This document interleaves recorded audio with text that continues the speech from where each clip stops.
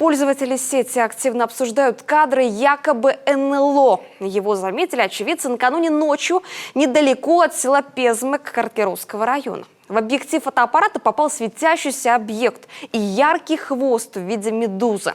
Ранее активисты группы «Космопоиск» Каркерос собирали свидетельства жителей района о необычных явлениях в небе около Нившира, Нёбдина, поселка Подтыбок. Всего подробно описывается 14 случаев наблюдения неопознанных объектов в небе, объяснений которым на тот момент не было.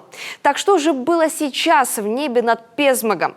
Йорган провел опрос на страничке телеканала социальной сети ВКонтакте, где каждый из вас смог высказаться в пользу той или иной версии. НЛО, блики фар, ступени ракеты-носителя или банальный фотошоп. И большинство ответили правильно. Наших зрителей так просто не проведешь. Яркий след в небе над Пезмыгом, отработавшие ступени ракеты-носителя. Накануне в 23:30 с космодрома Плесецк в Архангельской области боевыми расчетами ВКС России был произведен успешный запуск «Союз-2.1Б».